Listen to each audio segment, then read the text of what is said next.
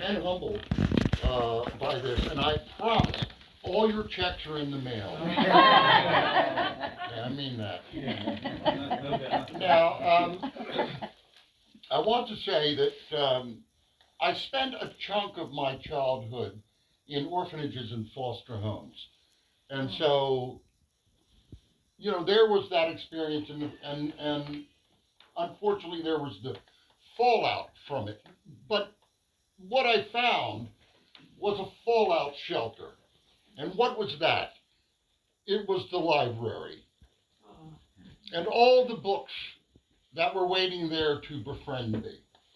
So I feel, in a way, that I have come full circle. And my body kind of reflects that, even though I've lost some weight lately. Now, I have other prefatory remarks to make, but I want to begin by reading you the first stanza of one of my poems, because it will help me to explain how the rest of the evening will go. So this poem is titled, The Air That I Breathe. And air here is punningly spelled as E-Y-R-E, as in Jane Eyre, as in Charlotte Bronte, who created Jane Eyre. I will now read the first stanza. The metallic lungs of my umbrella heave with the Moor's Gothic weather, as if this violet-cheeked fury spit were Charlotte's hissing row with God, her siblings Anne, Branwell, and Emily dying within months. Now, several seasons back, my beautiful wife Nancy and I were watching a BBC series called To Walk Invisible, and it concerned the Bronte sisters, the dream girls of 19th century British literature. That would be Charlotte, of course, Emily, who wrote Wuthering Heights, and Anne, whose works are not as well known, but who was rather industrious before her early death. So I'm watching the program, and I'm so moved by it that a phrase of poetry pops into my head from seemingly nowhere. Somebody left the window open. I don't know where it came from, because I had written exactly one poem in the 30 years previous. It was around the time that I was runner-up in the Bucks County Poet Laureate competition that I stopped writing poetry. I was a journalist, so I was doing a lot of writing every day. I did manage to pump out a nonfiction book, or three, what they did there, Profiles from the Battle of Gettysburg. But again, one poem in 30 years. So this phrase popping into my head was unexpected. But I thought, I'm going to give myself the challenge of finishing that poem. Build a poem around that phrase. And I did it. And I got such great satisfaction from it that I've decided to keep going. That I would create a collection of poems, each one inspired by and dedicated to a different author. All of them much more famous and much more talented than I'll ever be. But that was my challenge. And that brought me to this book, Literary Figures, which Kathleen alluded to. There are 39 poems here. And now I want to lay your fears. I'm not going to read all of them, just the good ones. I have to say that, given my experience in life, and it would include being part of a war in Southeast Asia when I was 19, I don't write about myself. I did once upon a time, but I don't anymore. And going back to the beginning, talking about the library as fallout shelter, this is my gratitude to libraries, to books.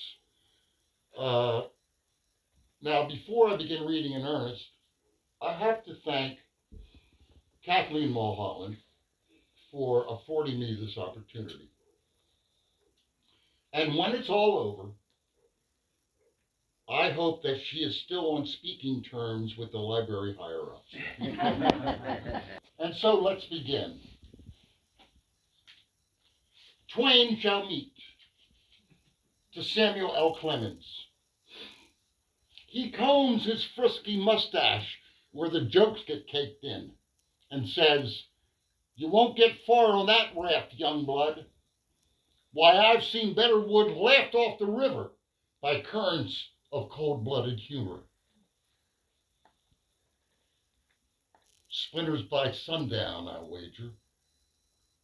Lucky if a passing showboat hauls you in and wrings you out, all your pride coughed up on deck. Build yourself a one-man ark of sturdier sinew, then go see the world, let the world see you. Mind, enough sin out there to make Sodom look like Sunday school. Vice on the loose ain't even got a name yet. Mail you home in chapters.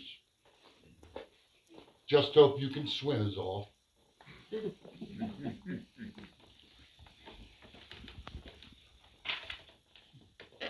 The last song for Jessica Mitford. Encaged in blankets, barely breathing, as death impatiently checks its boulevard, my mother rallies near the end when her sister friend comes to sing by her bedside. Such a duet of amity to find in San Fran. Mom, the manner-bred Brit turned commie muckraker, and her pal Maya, caramel poet of amazing grace, with whom she shares an unlikely love of slapstick Cockney songs. Mom manages to croak a chorus or two, chasing cancer from the room for a while and its agony with it. The two women lost in better days, arm in arm tipsy in the East End of London, putting windows on alert for raucous rounds of Right Said Fred. When I think of Mom and Maya now, my eyes and mouth are contrapuntal. The one, filmy sad, the other, smile cursive. I would die for one more Cockney song.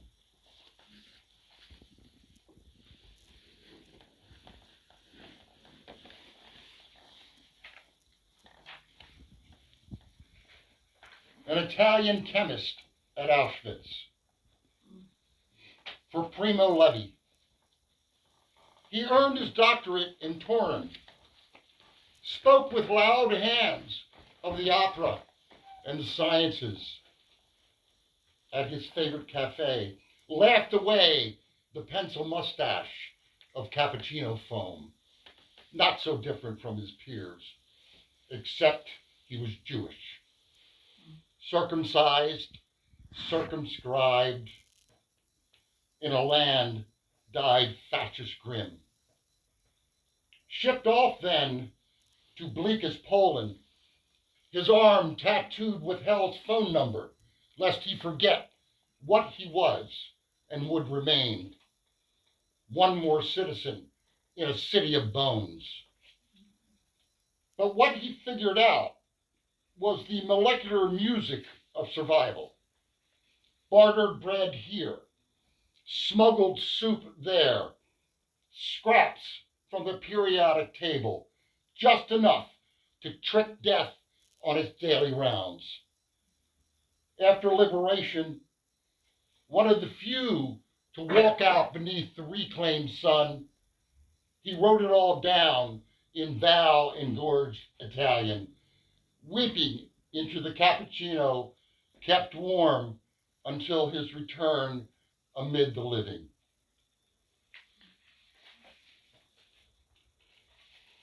Excuse me, I seem to have...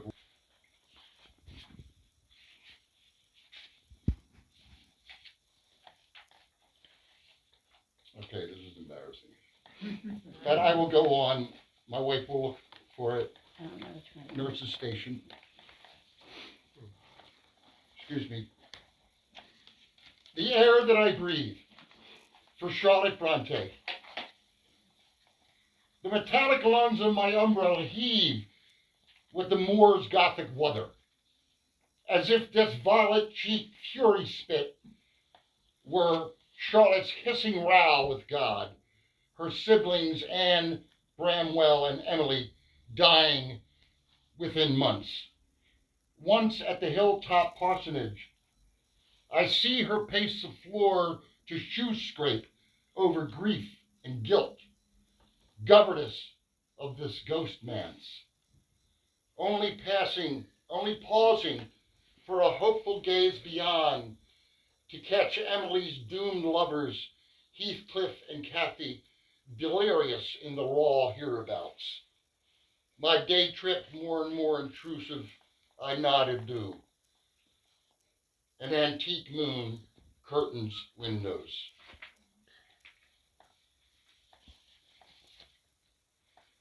Nurse's Station for Walt Whitman. By God, but the muscular musk of him could knock your nose sideways. The armpits of his cotton shirt stained with rank canoes of sweat from ceaseless toil. But any man or boy lying battle-bled in that field hospital would have been mean-livered not to forgive him any aromatic insult. He trekked to Fredericksburg in search of his soldier brother, said to be wounded, found him alive, and a fraternity of fought-out souls as well. What we all knew as he nursed cot to cot, moan to moan, was he wouldn't rest if he thought he could love us back to whole life, the innate Samaritan seeping from him like the juice of a ripened poem.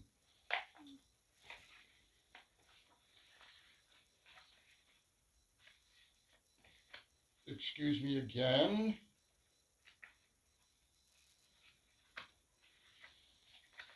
The Fondest Farewell for Emily Dickinson. I've come to bathe you, my sweet Emily, with flowered soap, solicitous sponge, tender towel. And who can be more suited to this task, whose hands guessed your secrets when the world was otherwise distracted? I will be as gentle as your unfettered hair feathered upon my breast after love-making, as metered in care and stroke as your poetry. I garland you in orchid and violet, whose scent will find you amid envious angels. When I am done with my work, and you are washed of temporal debt and woe, I will tell your brother, my husband, you are ready for burial. My heart is now a funeral wreath hidden from view, your verses prayers, a fingered rosary of rare recalls.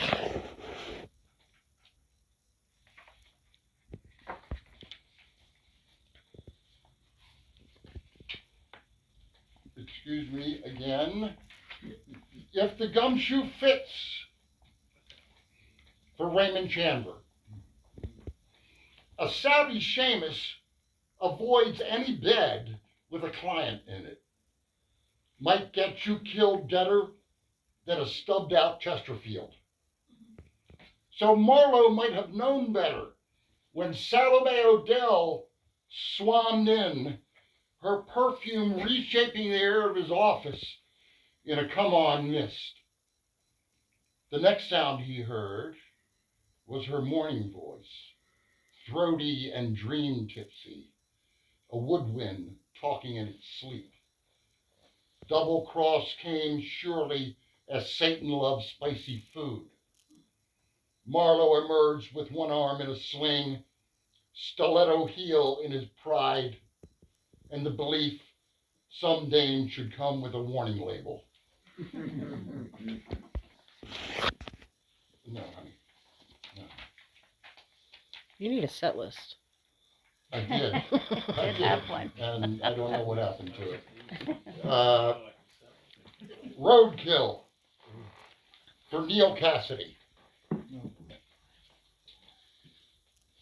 Up for days on a bender of Benny's and Bebop, Cassidy hits the road for Denver in a hot-wired Dodge, leaving wingman Kerouac behind, going it solo in search of a ghostly father in the surlier precincts of Larimer Street. He sees the usual alkies, hears them talk shop above the din of their thirst, and whatever high he had purges right out of him. He recalls his youth here, days with his palm out, like a collection plate in church, to gilt cash from passers-by, while his father shook so badly in winter his bones were castanets. He stops a ragged pigeon of a sot, hands him $1, asks after his father. Ain't seen him, Sot says. Could be dead, or worse, somewhere without a drink. Cassidy stays until evening's blue sidewalks descend, walnut in his throat from swallowed sobs. The rummies sit on stoops, wind whistling through what's left of their teeth. He recalls something his father would say, careful what you chase, in case it finds you. Natural High Fly for Bernard Malamud.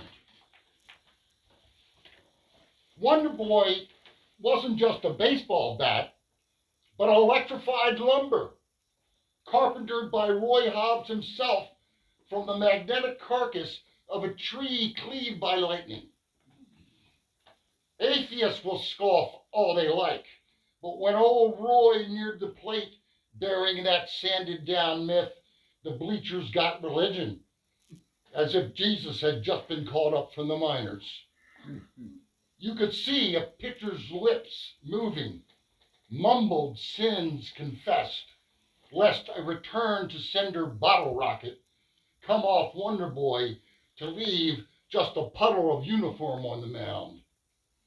I swear I was there that one game when Roy tore the cover off a ball, stitched cowhide defrocked like a priest in disgrace, the crowd up, mouths open in communion. Now, where was I? Raisin Detra for Lorraine Hansberry. Lorraine dies in 65, just 34, outlived by Langston, the older ebony queer whose poetic lines she harvested to title Raisin in the Sun, her righteous amen of a play about black family struggle in color-coded America. She is fated and laureled, yet cancer cares less than little for dream having and Pulitzers, injustice and race, as piranha cells swim unnetted, taking her all too soon.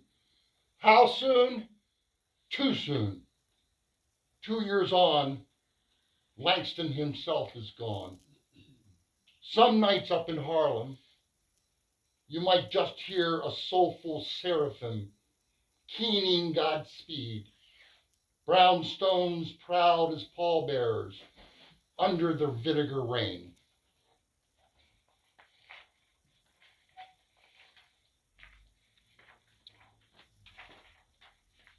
Blood Countess to Bram Stoker. When in the company of women, I alert on a low, naked neckline that flatters the carotid, finest succulent of arterial aperitif. Canines thrum like an orchestra tuning up. Feel alive as can be for someone dead. Centuries gone, not dulling cannibal love. I charm my prey with bon mot that nibble and nip at armed borders of vanity and caution. Later, virgin dawn stretches from sleep to find night bled pale and helpless. I've become shadow, lust still liquid, dateless flesh revived. Undying for Mary Shelley. On an afternoon walk, she sees the skeletal remains of a busted up crib along the road, and her eyes veil over, cataract of tears, recalling children outlived. Husband Percy gone too, drowned in operatic storms off the Italian coast. What survives then? A creature birthed in the womb of one's fancy, stalking her now, menacing footfall, vile immensity of sutured up cadavers reanimated. Would she destroy to have departed family returned? Oh, too late. Once alive, it won't die. She slumps homeward, shawl of smug laughter on her back. Time released suicide for Virginia Woolf. I took a man's life once, a character, I should say, a war-traumatized veteran who jumped from a window into blessed absence. But this is not artifice. Standing as I am on the gum line of the river, glass top of water mimicking my intent, pockets of my fur coat freighted with rocks, madness once and for all to be choked out. This is decades in the doing. I have given death an audience since 13, passing of loved ones, the sexual larceny of male relatives, the ingrown voices only I can hear, like birds that sing in Greek. I've had fame, a good husband, faithful friends, but heckling choristers sing a counter melody too loud to mute. I stepped into this water, kept waiting long enough. Angel in the Window for Thomas Wolfe. If sober, his hands unvexed by the whiskey shakes, the boy's stonemason father wields chisel and mallet to sculpt angels as if they had posed for him special, marble breath upon his face amid the shop's powdery incense. A celestial belle poses at a showroom window facing the town square, her wings plume fanned to woo patrons. But the boy is grown enough to know that death is always salesman of the year in that trade. Still, beauty never hurt a soul, departed or not.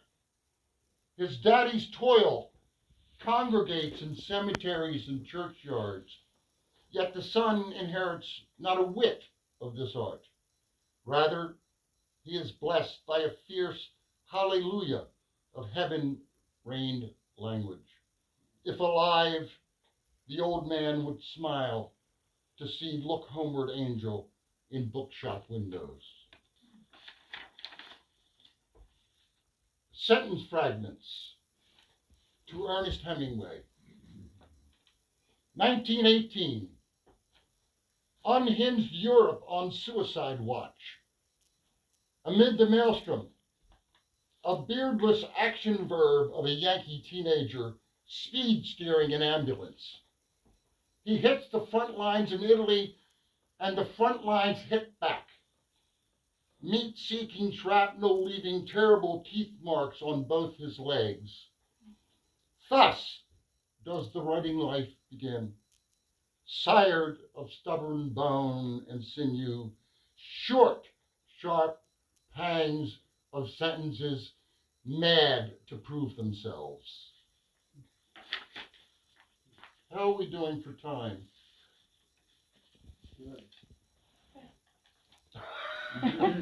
25 minutes and 30 seconds. Okay. Hold on a second, please. I guess I'll put that over there. Did you bring any books to sell tonight? Not to sell. Okay, since you bring that up. I only have 7 books. I had no intent of selling them.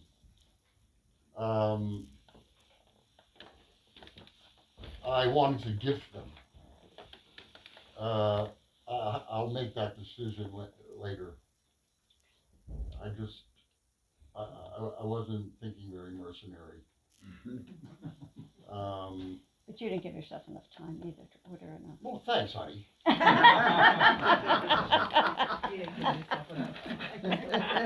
Thanks, honey. You didn't. Wives always speak the truth. True that. Texas Love Song for Larry McGottry.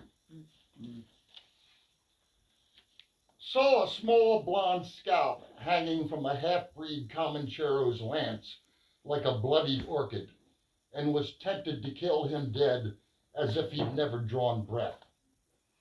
Instead, I shot the lance from his hand, said, "Come within a mile of Galveston again, I'll cut out your tongue. Wear it for a tie." That's what rangering can do, turn you more cactus than human. Ain't no romance to it. Times you gotta holster your sanity tight, you don't lose what's left. You witness things no man should pardon. Start wondering what God's been so damn busy with to allow what's happened to happen. Someone's got to stand watch. See if maybe the horizon's got something hurtful in its eye. Outlaw, marauder, no account, don't care what skin you're dressed in. You skulk around these parts thinking of mischief, I keep bullets, like to argue the finer points of law. Hear that? That soil I cherish, sigh with relief. I'm here, and soon you won't be.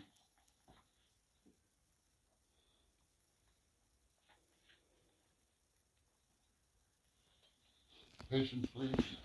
April, May, for Edna St. Vincent Millay. Winter unballs its fist defeated amid the crowning of daffodils, hijinks of hyacinths, pastel breezes of cherry blossoms.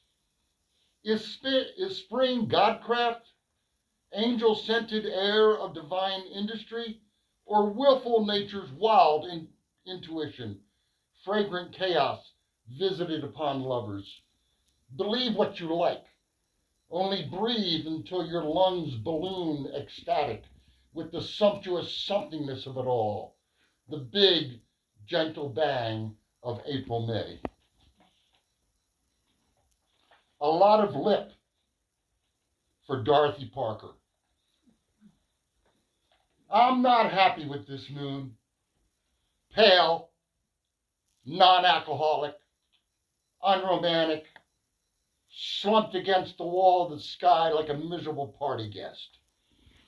Makes me want to write a letter of complaint to management. Give me something up there akin to a cheeky beauty mark on Selene, Luna, or whatever ancient goddess is still on the job. I need boldness at this moment to give this ferociously fine fellow next to me such a kiss, he'll think I hold the patent. I'll be like one of those people you read about in the papers, makes you spill coffee on your lap. Okay, so I am.